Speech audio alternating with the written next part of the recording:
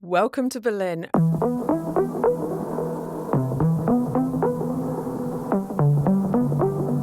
It is Friday afternoon, the end of INMA's World Congress Week. It's been 5 days, 2 days of study tours, 2 days of plenary, 1 day of seminars. We've heard so much, we've got a lot to digest, but I have two friends here to help me.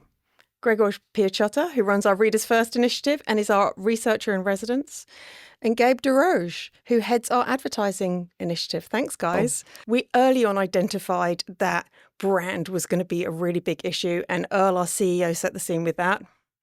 What did you take away from that, Greg? The story about brand is the idea that in the sea of sameness and the sea of AI content, you actually need something that will make you stand out. And there is this idea that, brands will help people. If they help people choose, in a shop, if they help people choose on social platforms, why wouldn't they also be important in the world that is dominated by AI channels? That brand is something about basically memory connections in our brains.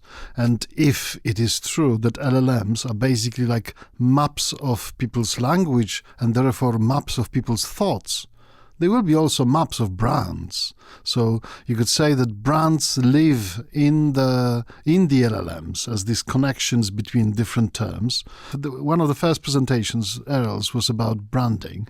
And on Friday, at one of the afternoon seminars about subscriptions growth, we had Riska Betten from Media, who is also talking about what branding means from a practitioner's perspective in this world. And I think this was kind of an arc through the whole week. Like, how do we stand out? This is the question of this age of abundance. And you actually doubled down on data in your presentation as well, because you were showing that brand needs to be everywhere. You need that scale in order to convert, and there's a direct correlation in that. Yeah, so my big point is that we can clearly observe that there is a small proportion of overall users or consumers who will drive most of the revenue, be it from advertising or from subscriptions. This is something we introduced to INMA last year together with Gabe, at our summit in Dublin, and we tried to understand what are the factors that are really correlated with having more of those super users. And what we discovered is that it is basically reach. So, bigger brands have more loyal users, smaller brands have fewer loyal users, and in general, those users are slightly less loyal. So in a way, if you want to have more super users, those who will drive the revenue, those who will see the ads, click on the ads, buy potentially those things, you need to have bigger reach. But what is reach in this world of fragmented discovery, of fragmented funnels? And this means we need to think about broad distribution and brand building as interconnected. We need to promote our brands, position our brands to be differentiated, but at the same time, we need to think that what we do on social media is branding. What we do on aggregator sites, it's branding. What we do when we try to optimize, how LLMs, how chatbots will talk about us, is branding. So in that sense, branding is probably everything that you do outside of your product, and your product is a reinforcer. Yeah, in a way, it's also a billboard that you have, probably one of the best that publishers have. Some publishers, reach huge proportion of societies in their places. So you could say that the product is a brand too. This is another quote from Riska, actually. High quality journalism matters, right? Value matters. Emotion matters. It motivates the audience to come to you. It's how you attract these high-value people into your world at all, so you can move them down whatever version of the funnel is emerging or mutating or moving around. It matters. We saw at TATS and at Correctiv the value of using your journalism as the attractant to a community that is your audience, that is motivated to support you through multiple tiers of possible belonging to your brand world. And ironically, branding's become more important in a world of AI. Trust has come up so much because AI mostly optimizes for plausibility, not accuracy. We've seen so many mistakes. So many people brought that up on stage. But trust is just more and more important. And that just ties directly into the branding conversation. Now, Gabe, once we get people to our sites, you made some bold statements on stage around advertising. You suggested that actually maybe we're thinking about this all wrong. We shouldn't be downplaying ads. We shouldn't be talking about it in the way we do. Tell us about that. Tell us your points of view on ads and your radical idea. Make the advertising good. Amazing. Make advertising great again. Let's not be afraid of saying this. What I will never say that. I think it depends on where you are from. So I appreciate you channeling that. I'm going to just say, what if the ads were good, right? And this idea is really, really important because what it does is communicate the direction that publishers need to move in the ad market in a way that challenges the presumptions of people who are not in advertising. What it's really about on the advertising side is orienting around the value of quality, which is where the market wants to go and what it wants to buy. And that is the thing that publishers have that differentiates them in the ad market. And in many markets, quality comes through time and time again. I feel like every single speaker spoke about quality, and that helps in the AI licensing discussion. We had a little bit of this on stage. Robert Whitehead, my co-moderator, and I just had an afternoon closed-door executive briefing on this. It feels like the tide is starting to turn on that. We're really recognizing that we have that quality content, starting to lock it up, and really recognize that there's value to that, and starting to figure out that payments, there might be a scalable payment solution. We might be getting near that. We're getting enough momentum and enough collaboration in the industry to start bringing that forward. So I'm hoping that 2026, 2027, we might start seeing a little bit more of that. Well, I think we benefited from the gift of having Dr. Jonathan Roberts deliver in a way only he can, simplicity of the options, the realities, the playbook, the language that publishers can use to move forward in this challenge. And I've talked a lot about Agentic AI. I had a seminar on that this morning. I've been talking to people about it. Yesterday, I asked the CTO of IPN Media, Marcus France, I said, how have you found the conference? And he said, it's good. And I said, come on, Marcus, give it to me. And he said, well, we talk about AIs, but Agentic AI is here. This is like yesterday. We could have said this last year. We have some radical things that we need to do, and most media companies are not doing it. We're not ready. The data's not ready. The journalist's not ready. We're not capturing that information. And we doubled down on that again today on getting ready. How do we set the scene? How do we make sure everything's ready? Greg. Actually, in the corridors, I've heard that some publishers who, they are getting requests whether they would like to kind of share their content, share their data with some maybe platforms, with some AI companies, with some large publishers who would like to aggregate it, and so on and so on. I think after 20 years of digital transformations, publishers learned that it's scarcity that creates markets, and that you need to protect your content to create this scarcity. And this scarcity draws basically new demand for content in a machine-readable way that can be used for aggregators of insights. It can be used by aggregators of content. It can be used by AI companies to train content or to just deliver answers that are grounded in the truths that publishers, verify through journalism and so on. So I think it's the right moment. Like, people are mature enough.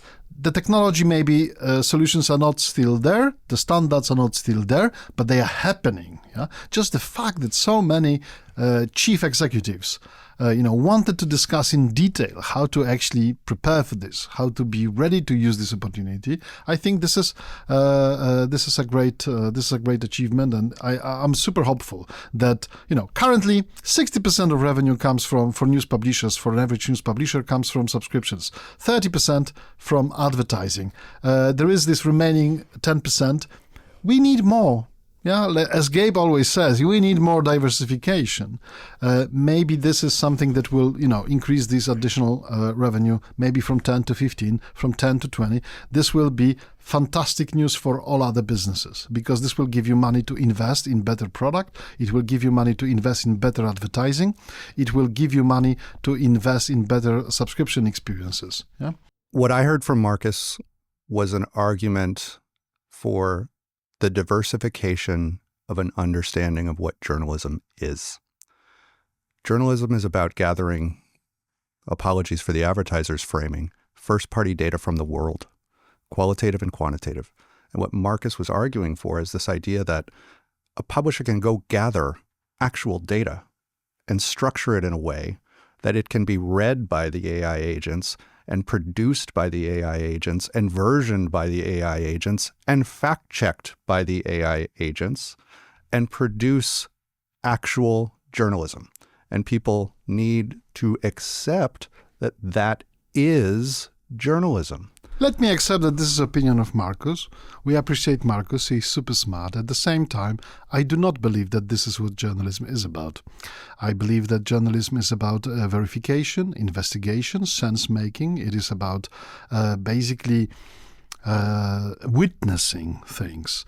And the idea that AI agents can play this role in preparing information to be actually trusted, I think it's a wonderful vision. But even as Jimmy Wales, the guy who actually founded Wikipedia, said, maybe it is going to be true in 25 years. We don't know what is going to happen in 25 years. It is unlikely to be ready in 2 years.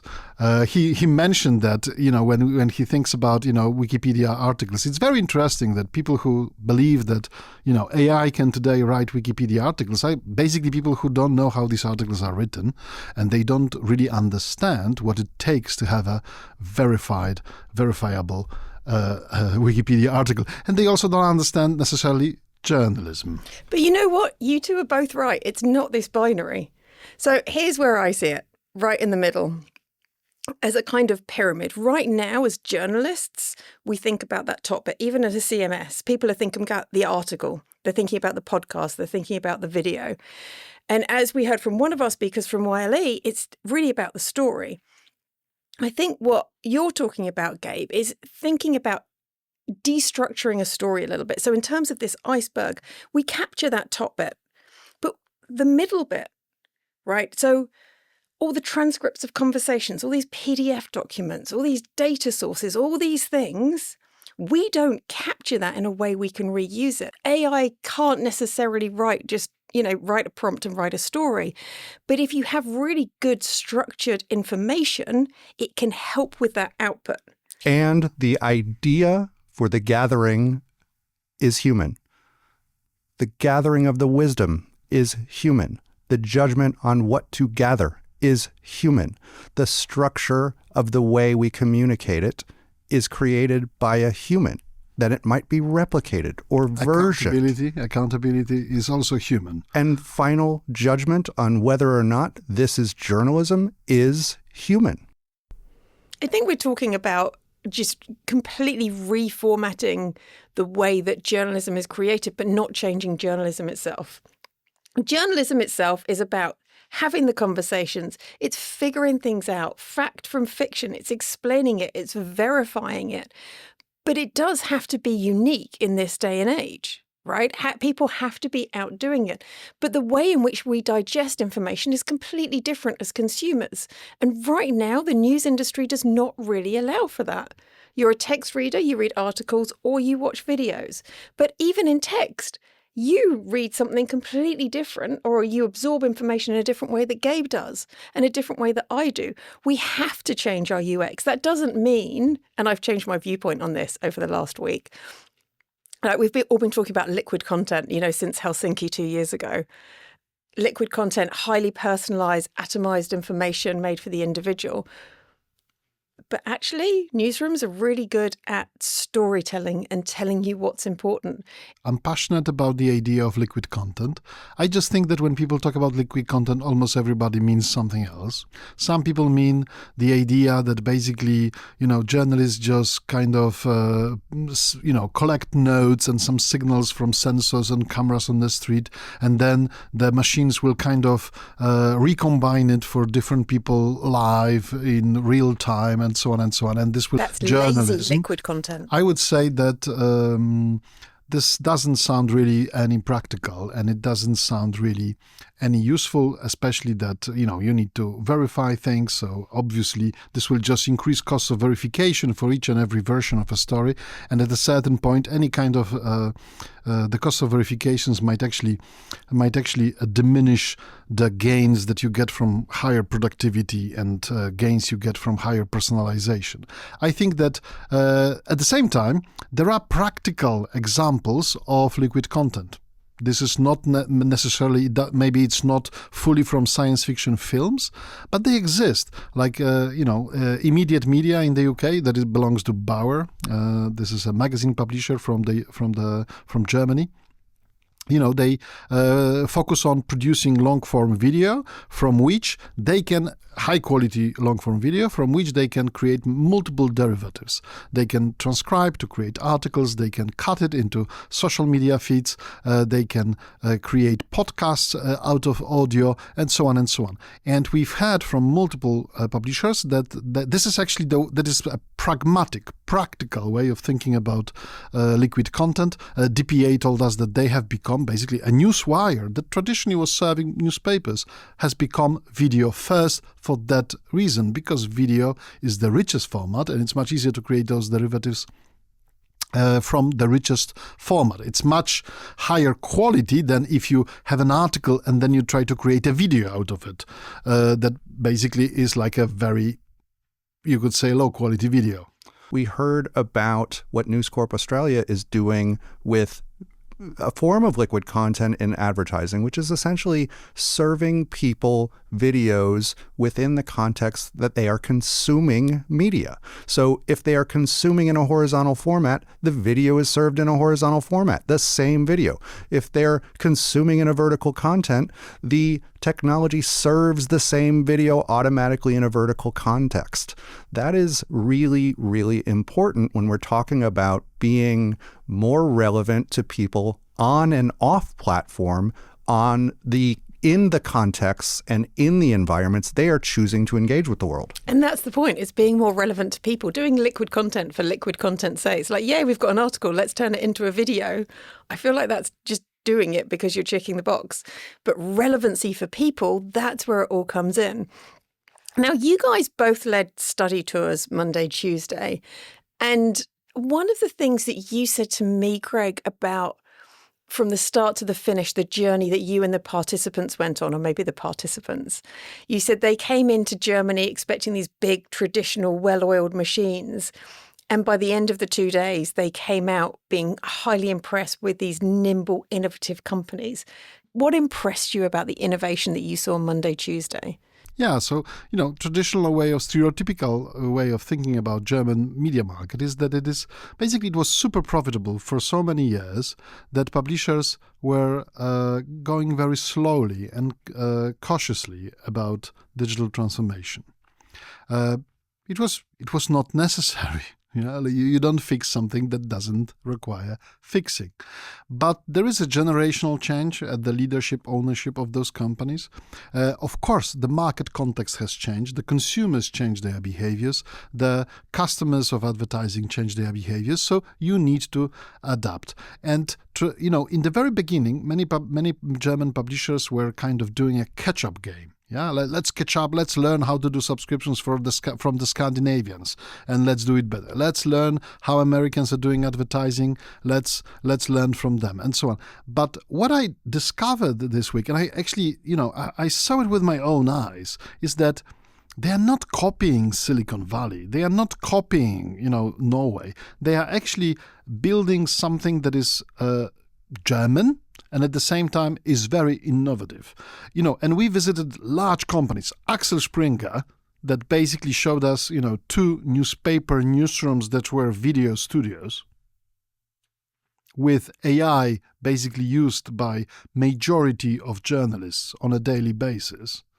And then we visited smaller publishers, like startups, for example, who, it's I understand a very, big competition here among startups that want to target business and political decision makers that have very different approaches. We visited Table Media that has these kind of policy-oriented newsletters and podcasts for different verticals like space, health, security, and so on. And at the same time, we visited The Pioneer that is targeting a similar group, but it is different. It is talking more about politics as a game, business as a sort of a game, in a very different style. Like one wanted to create like a space for conversations, bought furniture from a closing coffee shop in the West Berlin. It looks very stylish, very early 20th century style. And then at the same time, The Pioneer basically bought a ship. They have two ships, boats on the River Spree, that look like lounges, like, Soho Club, this kind of things, with bold colors, pink, red, blue, with lighting. And these ships are basically podcasting studios where you can invite like 100 executives or 100 politicians, and you can have a proper conversation about transatlantic relationships. And, the hosts look like influencers. Basically, they are super smart, but at the same time, super attractive visually, and this is a completely different style. Yeah, I think it's very innovative. In the end, it's very innovative. They think about the same target group, these super users, these people with influential, affluent, and so on, and they search for different ideas how to approach those markets. This was super showing like the power of entrepreneurship in Germany. And then regional publishers, in general, across the world, regional publishers do worse in digital than national publishers. And the problem is basically that one of the problems is that, they need to invest in technology, but unfortunately they are too small, so they can't benefit from economies of scale. But we visited, for example, Matzak, that is one of the regional publishers that is not only growing through consolidation, acquiring other publishers, but also through partnerships with many more publishers to basically scale the technology and therefore lower the cost of technology per user or per individual publisher, so they can improve experiences, that they can grow subscriptions at a large scale, that they can achieve, they can have much better products, and they can have journalism that was not available to them because they couldn't afford it. They could have national correspondents, international correspondents. That was innovative. This is happening in Scandinavia right now. It is happening in Germany right now. And you visited IPEN, I believe. So they have another approach to the same idea. Very different business model, not subscriptions, rather focus on advertising, technology, scaling, huge focus on AI. This was cutting edge stuff. These guys, you may be thinking they are behind. They are not, no longer. And it's not like in the States. It's not like in Norway. 70% print. That's a strength and a weakness right now they have for money. them. You mentioned IPEN. So on the one hand, on my study tour, we had IPEN and Bauer, all in on AI, all day. Burn the house down, rebuild it around agents, right? Then on the other hand, I mentioned Correctiv and Taz, advocacy or premier investigative journalism with a brand built around it that drives user support. Also, highly verticalized and horizontal businesses. They own their own buildings. Correctiv has an event space. It has a hotel. One of the things that I found most incredible was the incredible honesty of the data. I saw charts that showed subscribers, bar charts, 81 to 90, 90 plus in a bar chart, transparent. 81 to 90 was the largest portion of subscribers, the largest share of subscribers. In the U.S., no U.S. publisher would ever put that on a slide. Germans are just it would be 45 plus. But this is a country where people are straight. But the point is that situation You could flip that around and say, oh, they're a little late to digital transformation, or their audience is a little too old. This provides the advantage where they can watch what's happening in every market around the world and choose the right strategies for transformation going forward. Incredibly interesting. This reinforces what Paul Pascobar, the president of Reuters, was saying on stage. There are so many different strategies you can choose from, but you've got to pick one and do it well. If you pick one strategy and do it well, you have a good business model. Do you know something else that I meant to ask you two? Last night was the Global Media Awards. Won by Wall Street Journal. Won by the Wall Street Journal. But what struck me was how diverse it was. In years past, we've seen... You mean drag queens? Or what do you mean? We had drag queens on screen. I was talking about the winners, okay, not Tippy Tent. It was quite the event. But was it just me, or did you see this massive diversification? Like, there were so many different winners. Normally, I would say, okay, well, Scandinavia's clearing up, or this region. But we saw publishers from literally every corner of the world.